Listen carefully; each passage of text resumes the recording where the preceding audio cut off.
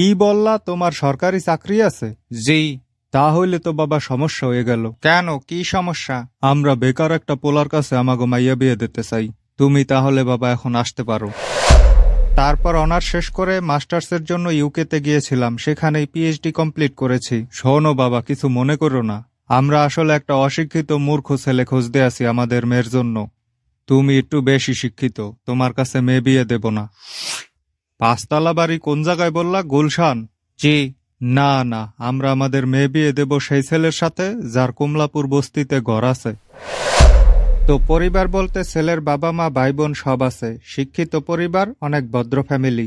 না না ঘটক সাহেব, আপনারে কতবার বলছি, অনাথ এতিম একটা ছেলের কাছে আমরা আমাদের মেয়ের বিবাহ দেব।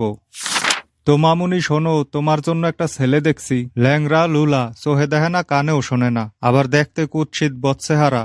তো তোমার মতামত কি? জি বাবা, আমি রাজি আছি। আলহামদুলিল্লাহ। যৌতুক নেবে না মানে 100 বার নেওয়া লাগবে। 1 কোটি টাকা কম হয়ে গেলে লাগলে 2 কোটি টাকা দিমু। ছেলের যে বিএমডব্লিউ গাড়িটা দিয়েছিলেন সেটাও ফেরত দিয়ে দেছে। না না, ওইসব বললে চলবে না, বিএমডব্লিউ নিতে হবে, সাথে একটা মার্সিডিজ দেব। চৌধুরী সাহেব, আপনার মেয়েকে আমি ভালোবাসি। আলহামদুলিল্লাহ। বাবা, এই কথাটা শোনার অপেক্ষায় ছিলাম এতদিন।